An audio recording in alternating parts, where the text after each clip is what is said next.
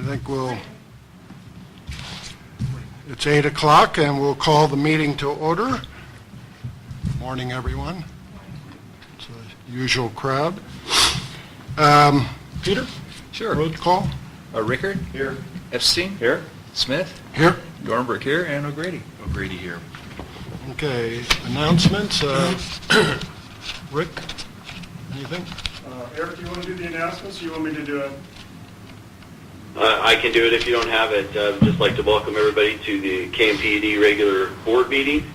It's being live fed over the internet, and the public can view the meeting by going to www.kmpud.com and following the appropriate link. Today, if the public would like to make a comment or ask a question, please email jaustin@kmpud.com, and the board will respond. We ask that the public please identify themselves when making any comments. Thank you. Okay, and are there any comments from the audience? Nancy. Nancy for that. I'd like to commend this board and some of the other board members who came before you for conducting the business of the district openly, transparently, and inclusively. And I encourage you as you move forward that you continue to do that. And you view any exemptions to doing the public's business openly, transparently, and inclusively as limited. Thank you. Thank you. Any other comments? Very good. Any corrections to the agenda or consent calendar? I have a couple. In talking to Eric, I'd like to take 8B off the agenda, the Labor Management Ad Hoc Committee. I'd like to give that some more thought. And also 13A, we don't have a need for a closed session today. So if there's no objection, we'll remove those from the agenda. And we'll move on to adoption of the consent calendar.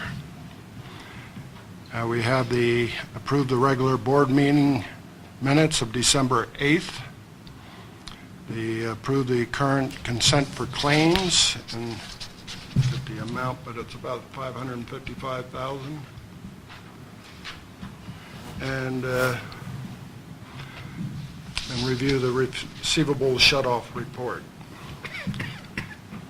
Do I have a motion, or? Approve the consent calendar as presented. I'll second it. All in favor? Aye. None opposed, so approved unanimously. Consent items brought forward, we have none, so we'll move on to item 8, items for board action. Finances and discussion. Kelly? Good morning.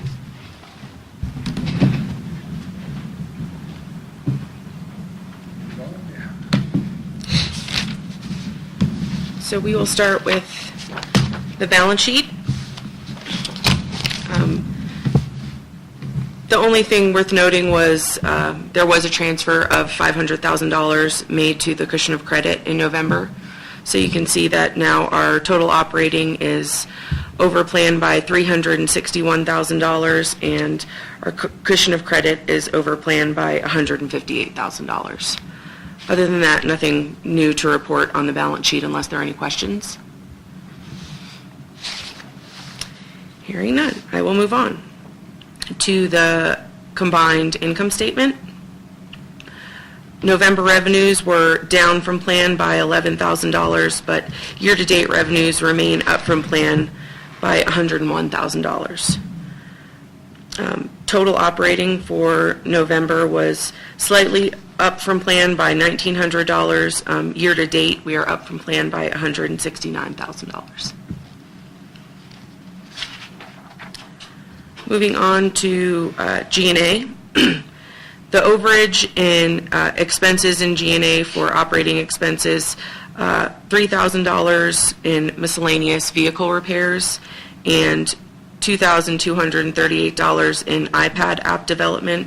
That was just not something that we budgeted for. We weren't doing it prior to us making the budget, but that's something that we will look for next year. We're doing it, we just weren't paying for it.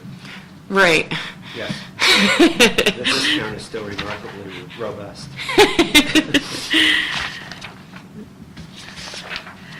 Moving on to water. Operating revenues for water are down from plan by $15,000, but this is mainly due to the EDU budgeting error that we've discussed in the past. Overage in contract services is due to $4,825 in lab services for a special test that we had to do on, I think it was well 2. Well, too, yeah. Well 2. So that's mainly what that is. Total operating for water year-to-date is down from plan by $6,600.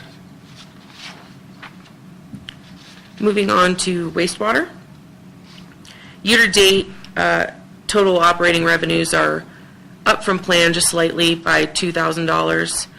Year-to-date, total operating is down from plan just slightly by about $1,000. And considering the fact that we had a very large repair that happened in wastewater, I think that's pretty good for them since they're just slightly under plan, even with a $25,000 repair that we had to do. So, moving on to electric. Operating revenues for electric year-to-date are up from plan by $68,000. And year-to-date, total operating for electric is up from plan by $128,000. Move on to propane. Operating revenues for propane are up from plan by $8,700. Year-to-date, total operating is up from plan by $5,700. And considering that propane was down from plan, it's good that they've made the turnaround. Kelly, just on the snow removal, given the weather we've had, will we expect to see salaries and wages continue to drift down compared to plan? They've definitely, the temporary snow removal operators have taken time off voluntarily, so we're not having all the salaries and wages. And definitely in operating expenses, it's close to what it is because they're still doing repairs and things like that. So, but definitely in salaries and wages, you'll see that. Okay, thank you.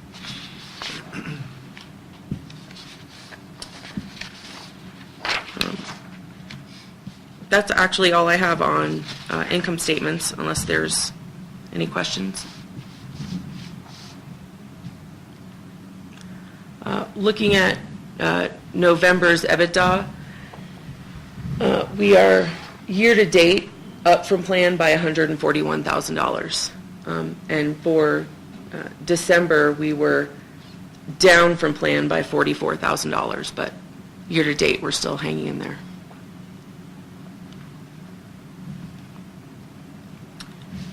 Moving on to the December preliminary income statement. I have some notes on this. Normally I don't, but there's some explaining that needs to happen on this one.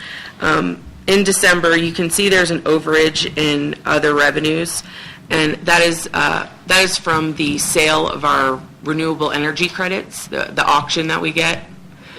Their auction allowances, Thanks, Bob. greenhouse gas allowances. Thank you. I always call them the wrong thing, but Yeah, well, we're consistent. this year, from the auction, we got $46,716. And in the Finance Committee meeting, I stated that we didn't have a budget for it, but we do have a budget for it. It was in November. So, and I put the budget number in non-operating revenues. So the reason why we're not seeing the budget variance is because in non-operating revenues, we got $278,000 from FEMA for electric and $15,000, almost $16,000 from FEMA for wastewater. So you're not seeing the variance because we have the FEMA money in the non-operating revenues that was throwing that number off. So we did budget for it, but the budget number was put in non-operating revenues, and because of the FEMA money, we're not seeing that variance. Revenues, though, for December were under budget if you take away that auction proceeds. Were down from plan by $44,000, and it's mainly due to residential revenues being down for the month of December. People aren't here with the lack of snow.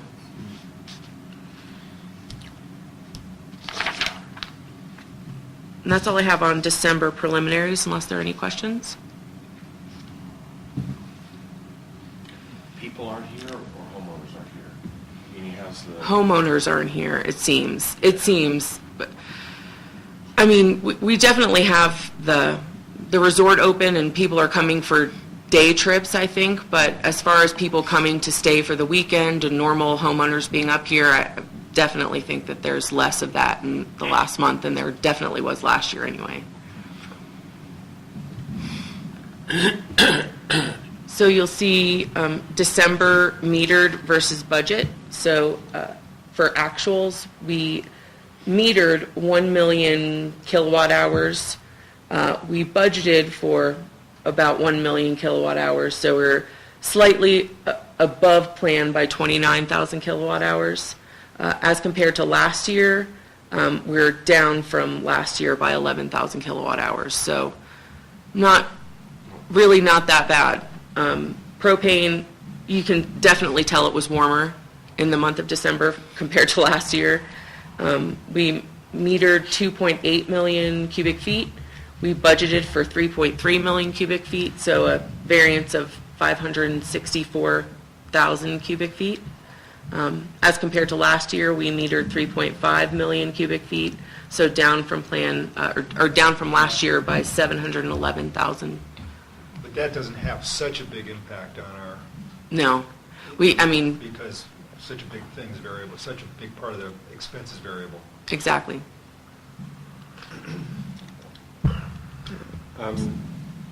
Is somewhere in this meeting we're going to discuss any need for contingencies going forward? Or do we think this is a year that falls within budget variance?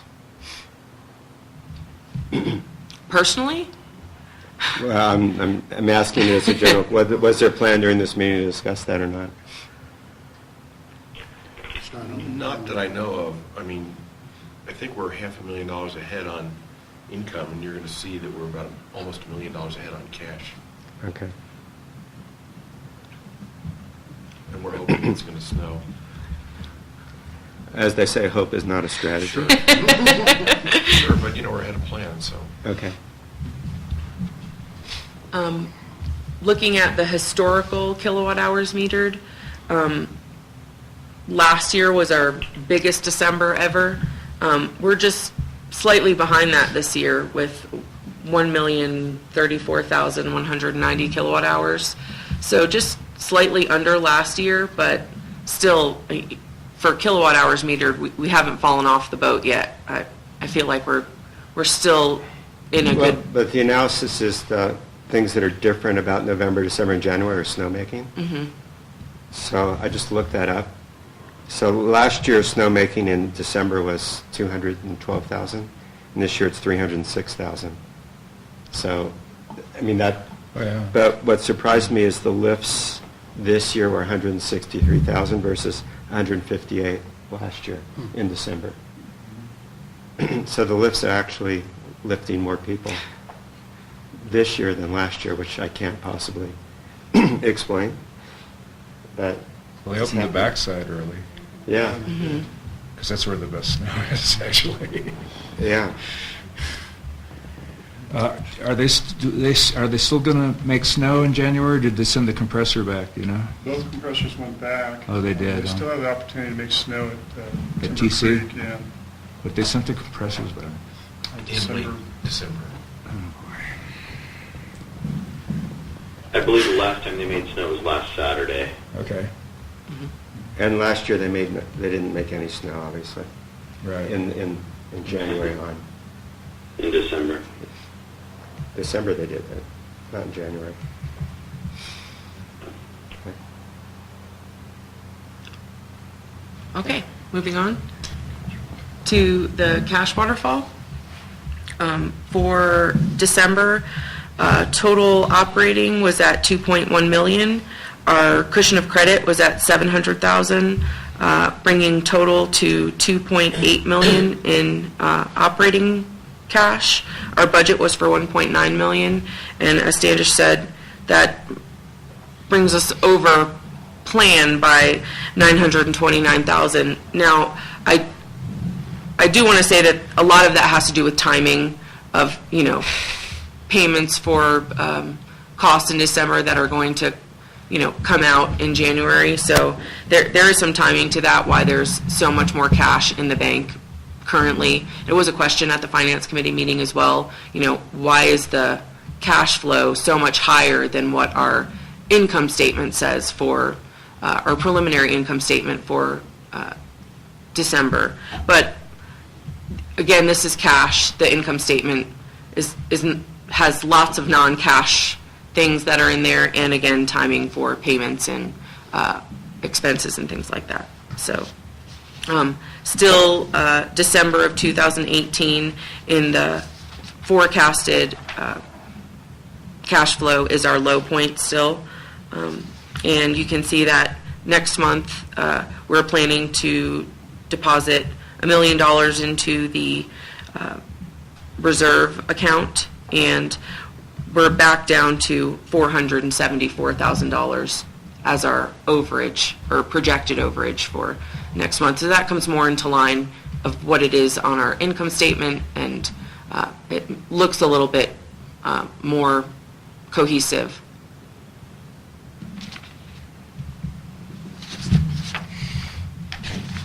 Any questions on cash waterfall? That's to the reserve, not to the cushion of credit. Correct.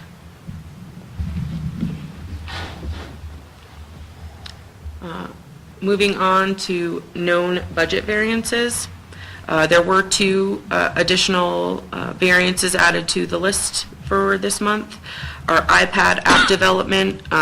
So through December of 2017, we have paid $4,325, and the well testing at well 2 was at $4,825.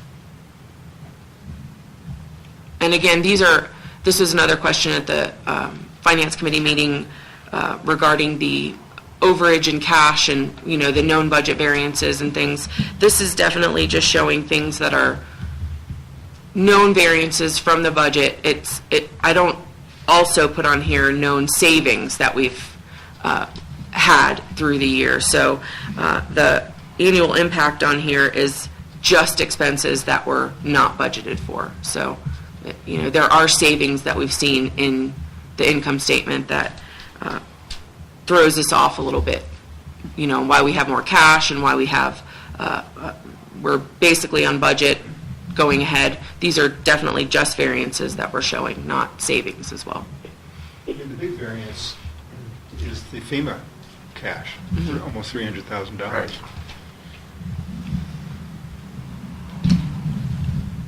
Moving on.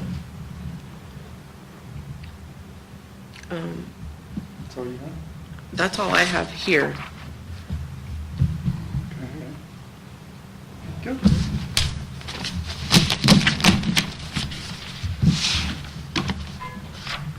And the budget timeline, we're going to go through that. Oh, there's So not a that's- slide for There is that. no slide for budget timeline, but maybe, Kelly, you want to go over, do you have it in your notes?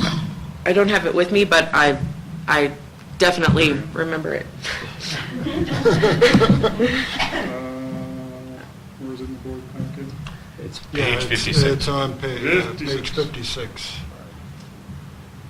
Rick pointed out to me that on the budget timeline, there's some 2017 dates on there.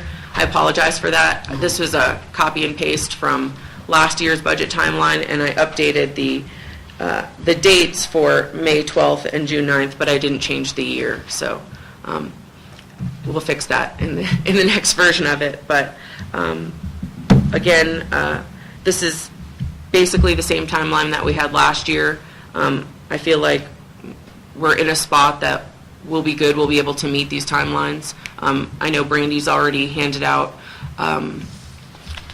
packets to all of the managers to make sure that they have everything that they need on a sheet of paper with a date that's saying when we think we're going to need to purchase it. So those will all come back to me, and Rick and Eric will be able to put that all into a capital budget and our regular budgeting plan and start to make assumptions. So I don't think it's going to be an issue to meet this timeline and stay. So I do have one question. I know there are a lot of moving parts in the budget, income, capital, et cetera, et cetera. But Eric, Rick, Kelly, do you know what the schedule, what the timeline is, what the process will be to really consider the funding for the fire department? Again, the budget we now have in place anticipates a doubling of revenue from assessments starting, I think, next fiscal year. So we only have, about 4 or 5 months. And we have a lot of things to consider, a lot of options to consider, I think. Some of them kind of maybe a little complicated. Rather than just defaulting to, just raise the rates on the assessment on property owners, what we want to do is something else. And I don't know what the timeline for that is, but I know it's going to take significant consideration and discussions, and not only between us, but with the community, with the resort, and so on. So will we see a timeline for that specifically? That'll mostly be routed through planning committee, which will be on the next planning committee agenda. So we can do a timeline via planning, and then ultimately to finance. So yeah, we can come up with one for the next planning committee meeting on that. Okay. I just think it's going to take longer. I mean, I think it's going to be a lengthy process because if we want to do something other than the norm.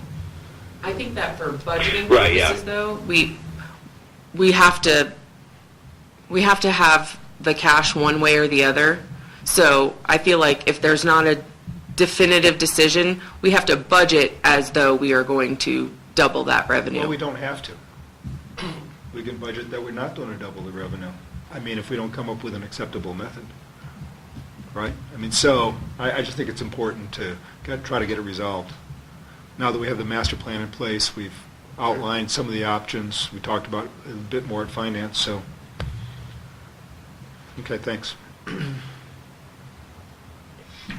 So if we were to do that, double the assessment or whatever, what's the process for that?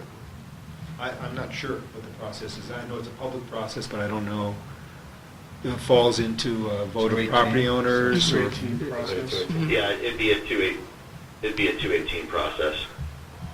Since it's assessment on property owners, it'd follow the 218 process, So that's fairly... if that's the way we decide to go. Right. But then we'd have to You have to have decide an election. Minimum 90-day process. Yeah, and I'll just tell you, I, for one, until we've turned over every other possibility, I'm not going to support that process. I agree. We've talked about it for months and months, and other than an outline of possibilities, we've not taken any actions at all, so there you have it.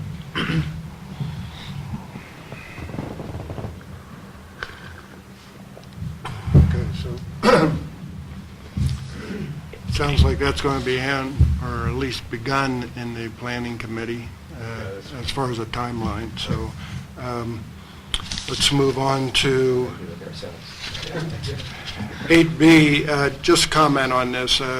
We've been discussing kind of a reevaluation of the personnel committee and its functions, and Eric saw an ad hoc committee as a possible solution to that, but it still leaves some things, if we were to do that, there's still some things that are left that wouldn't be ad hoc committee responsibility. So we still need to do some massaging on this. I'm not sure an ad hoc committee for some of these functions is the right way to go, so we'll take a little more time on that one.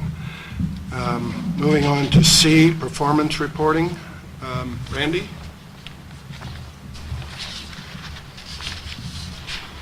Good morning. Good morning. For performance reporting for the month of December, Like Kelly said, we had a good December for electric.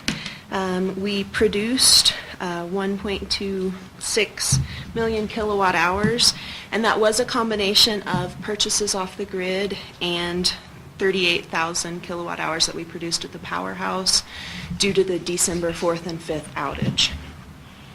After looking at metered, we have an unidentified system loss of 193,000 kilowatt hours, or 15%, which is up from last month, in line with last year.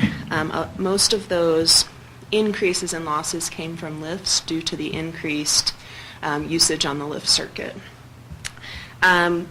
We are at 13% unidentified system losses for the year. And looking back at 2016-17, this time last year we were at 14% for comparison. If we look at propane, we produced or got delivered 2.7 million cubic feet. We, again, on trend, metered more than we had delivered, 2.8 million. We had a negative loss of 5%. Bringing us to negative 4% for the year. This time last year, we were at negative 5%. Similar to last year in both of those departments. Moving on to water, we produced about 2 million gallons from our wells, and we had an unidentified system loss of 363,000 gallons. This is 18%. This is a little high for December. However, if you look back to November, we were at a negative last month due to the levels of our tanks at beginning and end of the month. And I believe that that's why we're seeing a higher than normal December here. We are on track for the year, 16% for year-to-date losses. This is a little worse than we were last year. Last year we were at 9% at this point in the year. And then, Brandy, if I could just add a couple things to that. We were flushing well 2. It was offline, so there was a lot of water flushed out of well 2 just to keep the well active. That doesn't appear to be accounted for in this. So that's probably a lot of those losses. I had him flush that regularly so that the well would maintain its integrity while it was offline, while we were waiting on that sampling for essentially the entire month of December and partway into January. And then we, as Brandy mentioned, we also caught up quite a bit on tanks. We had to have him top off a lot of tanks in anticipation of holiday weekends, and so there was catch-up played on that. So those could both play into that. thank you. Lastly, for wastewater, our plant metered 1.88 million gallons coming into the plant. We metered in the valley here a little over 1 million gallons, so we had an unmetered use, or I&I, of 785,000 gallons. That's a 42% loss. That is down from November and right about where we were this time last year. Year to date, both this year and last year, we were at 42%. Brandy, can you, sorry, I should know this, but I find that I don't. Where does the actual metered on the wastewater come from? Where does that number come from? That's from the water meters at our customers. So there's not a wastewater meter at your house. It's So all why from the water why meter. is that different from the actual metered for water? We don't count irrigation water or snowmaking up at Timber Creek. So Oh, things the that don't go snowmaking. into the plant. the snowmaking makes the Snowmaking's the difference. big thing. Okay. Yes, sir. Okay. And I'll be happy to answer any questions. I do have a question on the water. I know that during the well testing of number 2, along with the snowmaking that was going on with Timber Creek, I think our storage came somewhat low. Does that raise any red flags for trying to take some action on our storage capacities? Or is this just such an anomaly that it doesn't raise any concerns? I don't think it creates any concerns at this point. We were able to mitigate the issues and keep those tanks full. So I don't see that it raises a red flag that we need to build storage. It just requires a little bit more operations and labor time to manage that. Okay. Does the Operations Committee look at the well levels still every month? Yes. Where are we? I'm just curious, where are we? We didn't have a meeting this month. I'll cover that later in my operations report. Okay. So we do monitor it. Okay. I just, it's one of those things where we don't have to go over it every board meeting, but I always appreciated seeing those. You don't know where the aquifer is. In the board packet. Yeah. I mean, it's just a matter of putting it in the board packet rather than, again, not having it discussed necessarily, but my view is I like seeing that information.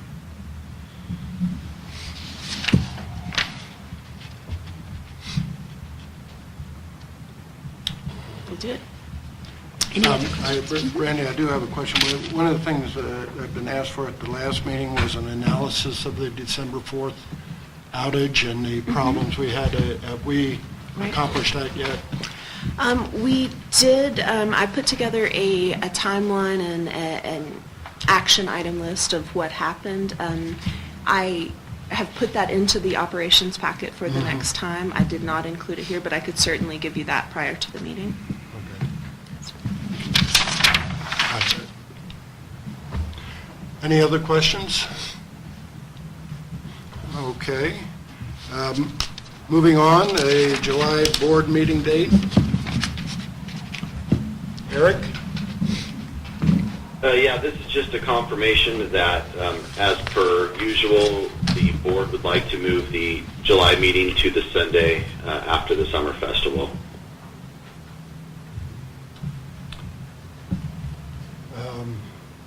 Do we need to make a motion on that, or is that a, No, we can just set that date. It's just wanted to get consensus from the board that was still the desire to do that, and I think it's a good protocol to continue.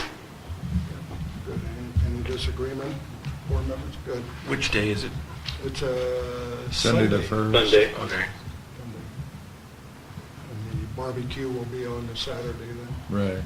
So That's barbecue Saturday the 30th. is it Saturday the 30th is the barbecue and the meeting said July 1st? Yeah, the 4th of July is It's on a Wednesday. Yeah, 4th of July is on a Wednesday this year.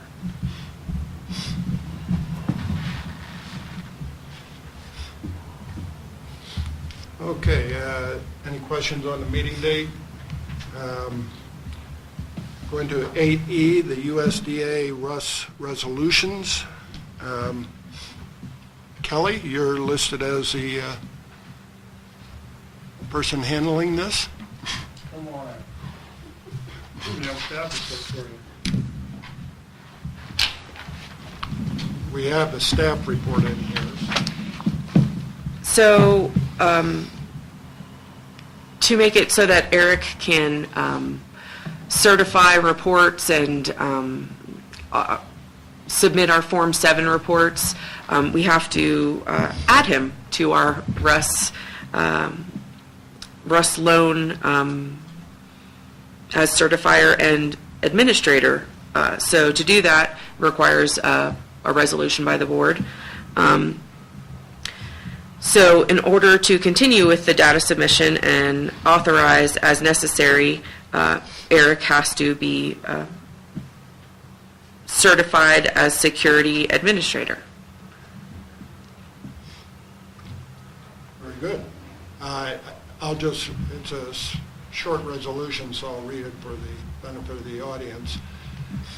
This is resolution of the Board of Directors of the Kirkwood Meadows Public Utility District naming General Manager Eric M. Christensen to certifier and security administrator on behalf of the district to the Rural Utilities Service. Whereas Eric M. Christensen, the general manager of the district, be the certifier on behalf of the district, who shall be responsible for submitting and certifying to the Rural Utilities Service any and all data required by RD UP Form 674. So this is the resolution to do that. Do I have a motion to approve the resolution? So move. I second. Eric? All in favor? Aye. Aye. No noes, so that's passed. Thank you, Kelly. We also have, I guess, a rollover of the Russ loan. Is And that was just informational. Right. Okay. What's the budget impact? The budget impact? Yeah. We budgeted for rolling over the rest loan, so. The interest rate's higher than the previous one? No, we budgeted for 3.5%, Oh, I and see. the interest rate is at, I think, 2.03 or Yeah. 07. Okay. So, So there's Good a budget positive, impact, so yeah. there's, what is it? the difference? Yeah. I don't know the difference off the top of my head, Okay. exactly. Okay, good. We'll move on then to number 9, General Manager Report. Eric? Yes, just briefly, the President's Council of the Homeowners Associations met last month, and it was actually quite a productive meeting, a long meeting, but very productive. One of the biggest benefits that came out of that meeting was the concept of kind of a clearinghouse website to handle Caltrans updates, Vail updates, CHP updates, snow updates from Vail, any updates Kirkwood Meadows PUD would have, and how we could facilitate that. And it's the concept was that possibly using KCA as that clearinghouse. So people driving up to get to a board meeting this morning might have caught wind that there was a head-on collision on 88 and couldn't make his meeting. So things like that. It was a good. It's kind of rolled over from the Economic Development Committee, and it looks like it's very positive. There was, I think, 4 members that volunteered to step up into that role and help with that, and we're pursuing that now. There are quite a few other issues discussed, but that was the main action item that came out of that meeting. Grants update. We're continuing to look for grants. The cycle on federal firefighting grants has just started, and supposedly on Monday they will have their parameters listed. So I will be checking in on that Monday to see if those are out yet, and we will start looking at possibly getting some federal firefighting grants through that program, which is managed both by FEMA and by the Department of Agriculture.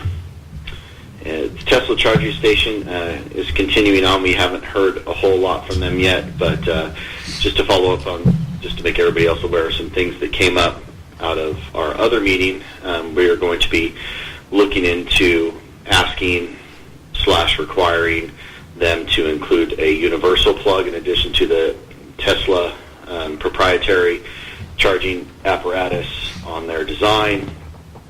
And but at this point, they haven't done a whole lot more since the last meeting. And then just one more thing that's not on the PowerPoint slide, but just came up 2 days ago. Caltrans is very aggressively trying to move forward on Peddler Hill Maintenance Station. They are hoping for a 6-month timeline to have that online. We will see about that. One of the big things is we have to go through finance and ultimately the board to decide on what non-customer connection fees would be to our system and what the impact is to our capacity to deliver to our service area and what the compensation would be for that. So those issues will have to be resolved before Caltrans ultimately connects. But they are moving ahead very aggressively trying to move forward, and RCI and Exponential Engineering are working with them on behalf of the district, and they are retained by the district, so we do have the control over those issues.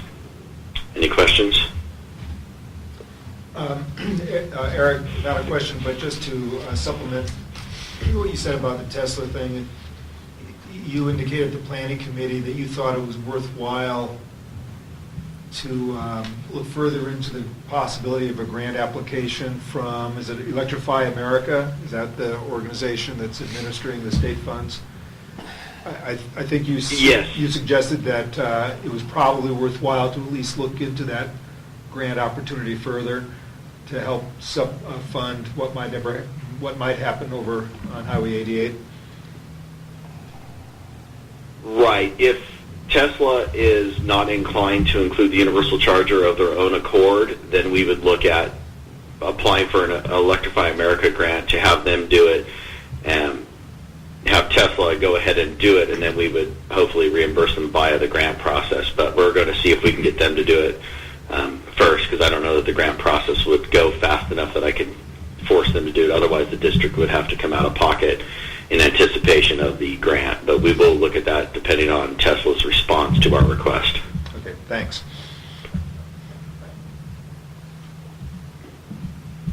Anything else, Eric? No, that was it. I think Rick's up. Any questions? Anyone?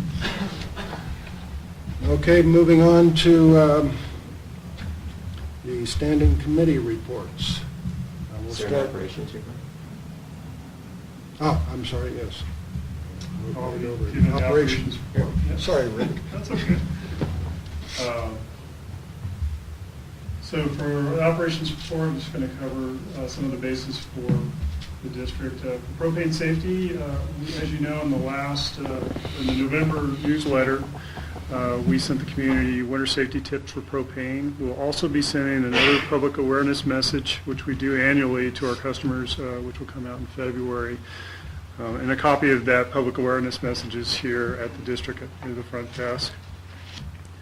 Further, pleased to announce that the 22 propane meter protection deficiencies that we had out there this year were corrected.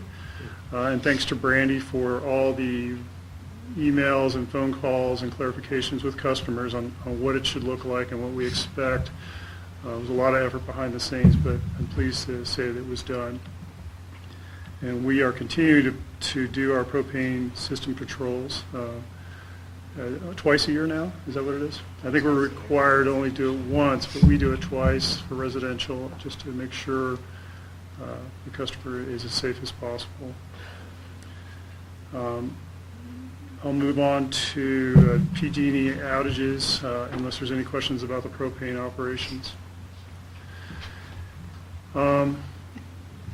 On December 19th, we were notified by PG&E that they wanted to schedule another line clearance from Salt Springs to Tiger Creek on their 115 kV line to complete and or continue with their maintenance work that they were not able to complete back in October and early November of last year. The plan is going to be like before, where Kirk will be a load island, or basically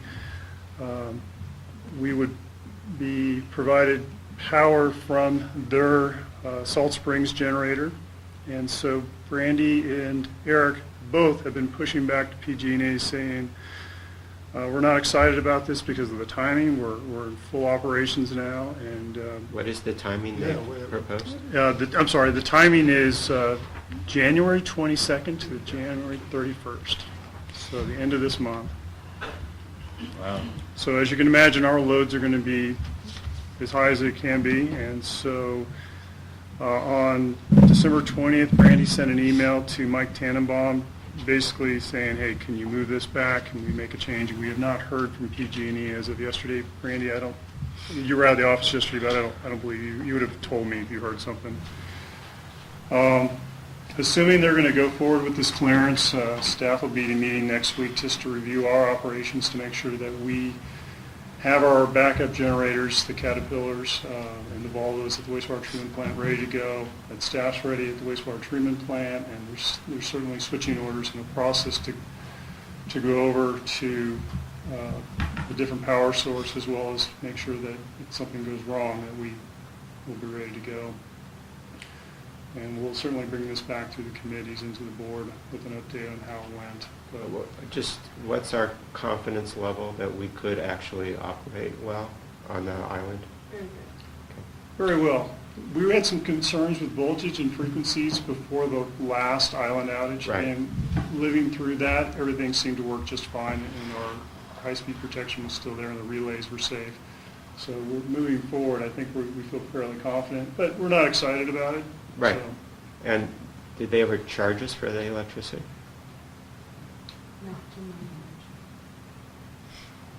Not yet. Yeah, right, I understand. How do they determine the tariff? Good question. Okay. This is one of those points where asking questions is probably not a good idea. So I'll retract the last two questions. Thank you. Okay. Moving on to water, wastewater, unless there's more questions about that.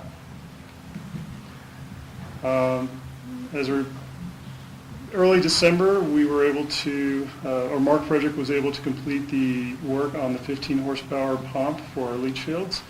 And there's a picture of the VFD controller here on the top left of the screen, as well as the pump head itself. And we're pleased to announce it's working very well, and it's a good thing because the other pump, the blue pump, just failed yesterday. The controls on that failed yesterday. So we're able to run it in hand, but the automatic system has now died. So we'll continue to work on the issues at the wastewater treatment plant, but it never seems to end. Further at the wastewater treatment plant, yeah, go ahead, Eric. Rick, could you elaborate on the controls and the antiquated nature of the controls for that blue pump, just for the benefit of the board and the public? And there's two blue pumps, or am I misinterpreting the picture? So, One's I will, Eric. So we have two pumps that pump water out of the wastewater treatment plant. There's a 15 horsepower pump, as you know, that we just recently replaced due to the flood issues of last year. And with the replacement of that pump, we also changed the controls to a newer VFD system that we can obviously adjust the variable speed of the pump. The older pump on the right there, the blue one, if you look past that pump up on the, and I'm sorry these pictures aren't any bigger, up on that panel there, that's the main control for the pump itself, and then that is relayed to the office to a 78, 83 electronic panel that looks like a seismic. I don't know if you've ever been in Derek's office. It looks like a seismic indicator, but that piece of equipment is very old, antiquated. Wouldn't be surprised if there are vacuum tubes inside it, but yesterday it started sparking or clicking and making noise and smelling, and it died. Luckily, we're able to run the pump in hand and move water out of the plant if we need to, but we're going to have to go back and either replace the whole process and do a similar VFD like we did with the 15 horsepower pump, or call Tesco Controls, which, as you know, they love us. We spend a lot of money with them to come up and try to fix this old piece of equipment, and of course they're going to suggest upgrades. But we continue to find that through the older controls of the wastewater treatment plant, the SCADA system, the integration of two technologies, old versus new, that we're constantly chasing gremlins and having issues at the treatment plant. And staff will be documenting this stuff for capital projects, and we'll be bringing it back through the committees. But things aren't looking so great there. Well, should we, and this is a broader question both for you, Rick, as well as you, Eric, with a K, I mean, we've been depreciating these assets for years. Should we have more of a proactive approach to upgrading vacuum tube technology from the 70s, or should we just continue with our reactive approach? The problem with the proactive approach is it involves... We should definitely switch over to a proactive approach, and you'll be seeing that come through as we start the budgeting process.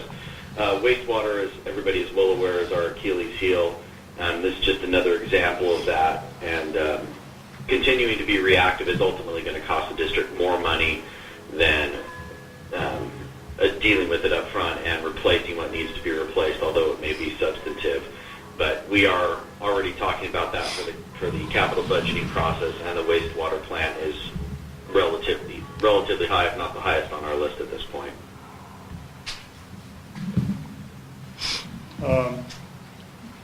Another issue that we had in the last month was our high-core machine. This is a picture of it right here.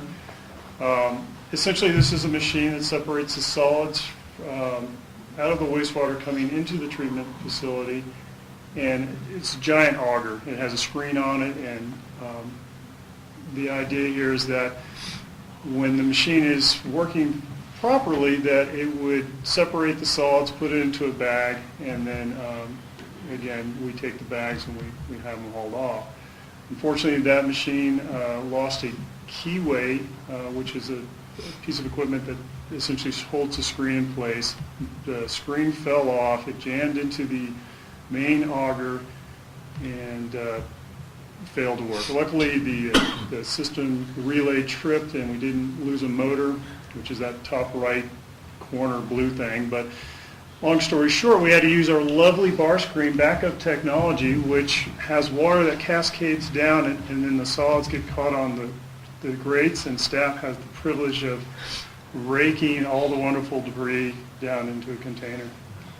Not ideal, and also not very great for our membranes as well, because it's not the best technology, but it does work. So thanks to staff, Steve Neff and Dan Fine, for digging through that bag of debris to find the keyway and actually putting the thing back together. We dodged a huge bullet, because the backside of that is the machine is almost 20 years old. The parts are still available, but they're hard to get, and the only service technicians in the state, in the country, there's only 6 of them. The availability of those 6 technicians to come out and actually go further and make further repairs would have been expensive and timely. So yet another wonderful thing at the wastewater treatment plant, but thanks to staff for solving the problem and Brandy for making sure it happened. And that's enough for wastewater.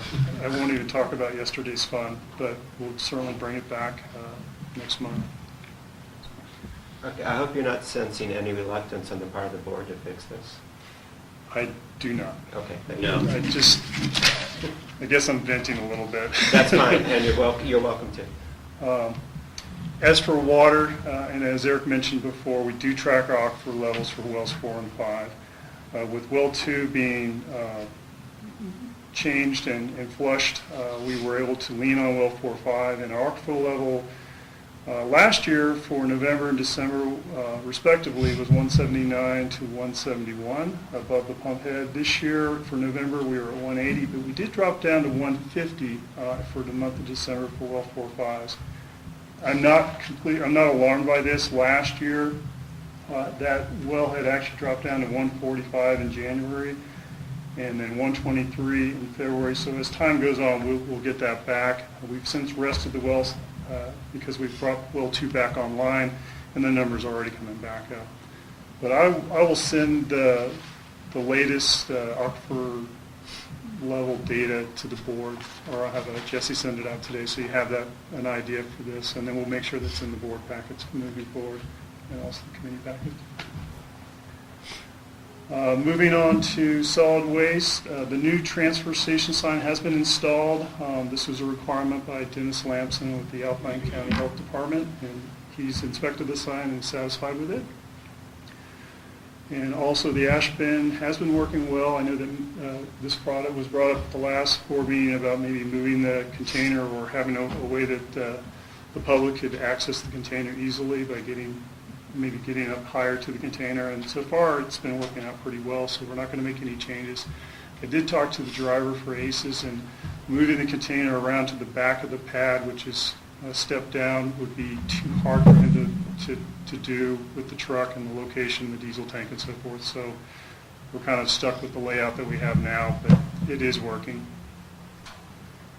And then finally, moving on to fire department. Unfortunately, engine 93, our workhorse, the starter failed, it died. So we had a call into Burton Fire contractor to come up and make the repair, which they did. In the meantime, Eastern Alpine County offered and loaned us a Type 3 engine, and they've also loaned this engine to us in the past, but it was a great asset to have. It actually was used during a vehicle fire up on Highway 88. And so we, again, appreciate the loan of the engine during the time our engine was down from Eastern Alpine County. And real briefly, our volunteer staffing level is up to 11 volunteers now. With the resort opening up, we've had an increase of return volunteers from the ski resort operations staff, and a few new faces that came through the door, and so we're excited about that. For 2017, the Kirkwood Volunteer Fire Department responded to 167 calls. And the previous year, 2016, we responded to 157. So our call volume went up a little bit, but I probably will account that to great snow conditions and just more people, enjoying the Kirkwood area. And then finally, for the fire department, we were notified by both our county supervisors, two county supervisors, Don Jardine and Terry Woodrow, as well as Zach Wood from Alpine County, that Amador County Transportation Commission is has hired Mark Thomas, a company, to look at systematic safety analysis report for Highway 88. And this is for the development of roadway safety countermeasures. So they've contacted the district and they're looking for call volumes and stats for Highway 88, both in Amador and Alpine County.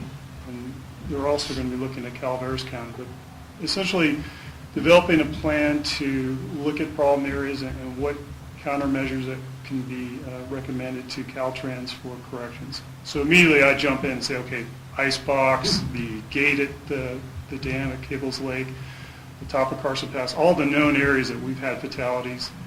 And Is it both counties they're looking at, or just Amador? Actually, Calaveras, All three. Amador, and Alpine. And so Okay. I understand there's a website that the public can make comments to, so I'll look into this a little bit more and bring it back to the planning committee as well as the And do board. we know if on they're how the considering public cell respond. phone access for emergencies? I didn't see that in any of the information. Maybe that was- that's part of the This is strictly response traffic from- count. This is strictly a traffic count issue. It didn't have anything to do with cell phones. No, they're just doing traffic planning for future road improvements ultimately. So they're interested in volume, not accidents? Well, they're interested in accident and volume, but they're not worried. It has nothing. It has to do with traffic planning And not so safety. It doesn't extend out to cell service, unfortunately. If there's a website, could you circulate that to the board? We will.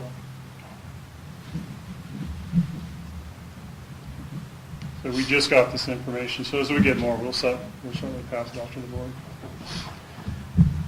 And that concludes my operations report, unless there's any questions. Questions? Thank you, Rick. Moving on then to standing committee reports, operations, Oh, we didn't meet this one. okay, finance. We met last week, and I'd say the four topics, in addition to what we've talked about today that we talked about at that meeting, we're consolidating a LAIF account, local agency cash account. Staff's recommendation was to do that. We supported it. We talked about how the FEMA reimbursement fit within the tier ratio requirements that we that are essentially covenants for our Russ loan. And I'd say that's a complicated topic. And if the board wants more information, they can either ask for it now or see Kelly. But more importantly, at least as importantly, we have some determinations, coming up at our next meeting for what we need to do to comply with the Russ covenants for calendar year 2017. And we don't have any of that information or data yet. We talked about it. We have a draft depreciation policy, which the Finance Committee is going to comment on, and we're also going to seek input from our auditors. And finally, we have some old accounts for people who have sold their properties that we encourage staff to come up with a bad debt policy. We expect that for our next meeting, which will be March 6th. Did I miss anything, Eric? Or That was good. Nancy? Thank you, Standish. And Eric, for planning committee? Yeah, several other items. Eric and Nate Whaley and the resort continue to work on a draft of a housing ordinance to modify what we have now. I think they're well aware of some of the criteria that at least the planning committee has set forth for that, for the committee at least, if not the board, to support a new ordinance. So they're working on that. Don't have a particular timeline for that. We talked about a possible proposal to swap our current site for new housing for the old Boneyard site, or for the school site. And Gary Dirk gave us a lot of good information, had a sketch actually of a possible way that they may lay out parking on the property that we currently have. But I think one interesting point that he brought up is that the resort is now working on a parking master plan with R.O. Anderson, which I think is a positive thing to hear, and that the developer may be able to fulfill its obligations to Vail so that it can continue with the Timber Creek townhomes by helping to fund an improvement to existing parking to get more capacity out of those parking lots in addition to some new. So I thought that was all positive, but the ball is now in the resort's court to come up with a layout that the developer can look at, and then we, the planning committee, would look at. Again, Gary is hopeful, but not committing that the resort will have something by the end of this month, but he's not holding his breath on that.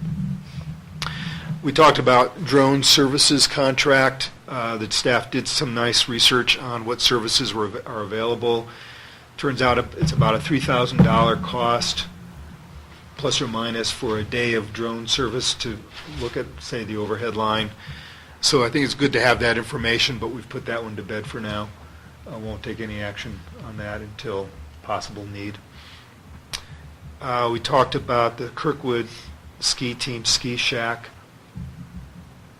and how to provide services to that. Bob had some good thoughts about propane versus basically avoiding a generator, a standalone generator by the team, instead piping propane to them, possibly using a fuel cell technology. But that exploration continues. And one more thing on the Tesla thing, Bob again had an interesting idea that if we develop a relationship with Tesla of some sort, possibly engaging them to at least consider providing some information on a battery storage for our powerhouse, since they have a battery plant in Nevada, and this is one of their areas of expertise. So we are considering another meeting on February 1st. That would be our regular meeting. I'll be talking to Eric later this week to see if we have enough agenda items for that one. That's it. Yeah, Bob, anything else? I think the only other suggestion came up is whether we could put cameras on the towers, the transmission towers. So in the event of a problem, we could actually see it. Rather than the drone idea and so on, it would be yeah. So that was the only other thing we came out with. Nice idea. Okay, any questions about the committee reports? If not, we'll move on to general discussion, an opportunity for board members to ask questions or clarification. I have two items I'd like to bring up. The first one is regards to homeowner fire insurance. So I was notified last week that my carrier, which is Travelers, will no longer insure my house for fire. So that made me think, were there other homeowners here that are having the same problem? Because if you can't insure your home here, that's going to cause more economic harm than many other things. As to the best of our knowledge, I'm the only one who's been selected for this treatment.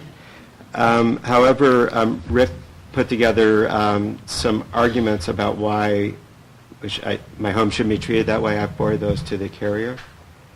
And so, and I'm dropping that carrier and switching. There are two others that would cover me. So, but it made me think that we may want to make people aware that if this monitor, if it happens, they should let us know, and we can provide help to make sure.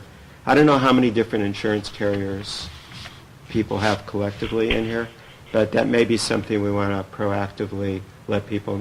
I just want to bring it up that there may be something we want to do because we have information that might prevent this from happening, and I'm not quite sure how we might want to manage it, so I just thought I'd bring it to everybody's attention. I'm not worried about my own house. It'll be covered by somebody else, but if it becomes a trend, we may want to help people out with it. Did they give you a reason why? Yeah, there's a form letter that I could read you, but yeah, well, the area is too hazardous to insure. Is This is the But summary. our ISO rating hasn't But, changed. has it? Exactly, we have an ISO 4 rating, and Rick reminded me of that, gave it, passed it on. But that doesn't mean the insurance agent or the company pays enough attention. If you look at the map of our immediate area, you can find any of 4 different ratings quite close to each other, right? Within 10 miles, the rating can switch 4 times. So I can imagine how somebody could look at a low-resolution map and decide as Well, well. the rating varies in regards to the fire hydrants and all the Exactly, specific yeah, items. right, And yeah. that's how we were able to lower it. Exactly. Well, CAL FIRE has us as a moderate risk as far as wildfire goes versus high risk, which is most of the rest of Alpine County. Right, because And- it's lower. And Well, we're a they moderate really risk. don't look at us in isolation. They do big regions and determine their insurance on those big regions, and if we fall in it, it's too Yeah, bad. so I got a call from an East Meadows neighbor last year, I think it was last year, the exact same issue, and asked if we had any, I said, no, we haven't had any problems. And I was actually, after the fires this year, I was really worried, but our renewal came through just fine, State Farm, just FYI. Oh, and I have Yeah, travelers. that's actually, I'm switching to. Yeah, I have travelers, and ours just came through with no premium increase. So- All right, so it could be personal. It could be personal, yeah. But I think the point about letting the public know what our ISO rating is and some of the tools that they can fight against. Yeah, it I didn't will really help. know exactly what to do, and so I contacted Rick, and he told me what to do. So, Well, I'll tell you, Staff is directed, yeah. this is a serious problem in Amador County because they are literally going through and dropping insurance in whole well, the areas. Butte fire was, Yeah. yeah. So, So Eric's asked me to write a newsletter article just to give the Okay. community what our ISO rating is, and we'll work with Jesse to get that out. But it'll be All the right. next newsletter. Okay. Nancy? So in K-Day annually, we always hear, especially at our annual meeting, that people are having the same kind of problem you're having, Bob. We usually direct it to Rick to try to get some help. But I do know of one homeowner in KMA who basically has no homeowner's insurance. His home is paid for. He said if his house burns down, his house burns down, but he can't afford the Yeah. premium anymore. So, Wow. and I don't know how many. I hope he people considers like the that. liability risk. Anyway, I have one other item I wanted to mention, that's regards to board training.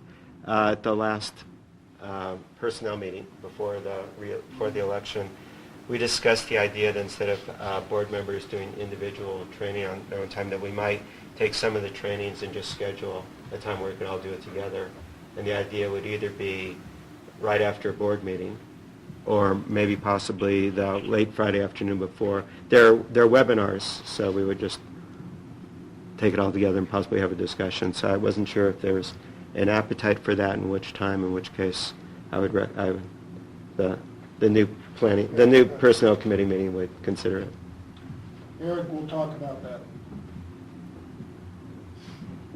Okay, I would like to know a little bit from the board if there's a particular board day, or I like Bob's idea of a Friday afternoon or one of the board meetings. So February, March, April. Is there a consensus on which one of those three or May is the best among the board? And I I'd know like to there's quite a few suggest board that members that'll miss February and March. I don't know how people's schedules align, particularly yours, Jeff, but would like a Friday at 4 to 5?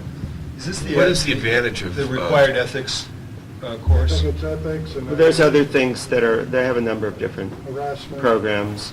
Well, there's the Can they required, combine and then both, there's the just, ethics it's and a good thing to harassment learn. in one Right, there's Step. It'd be nice. general board training, there's ethics, there's the Brown Act, and all of those. Yeah. And what is the advantage of doing it together? I forget. Get us Team. over it. Building teamwork.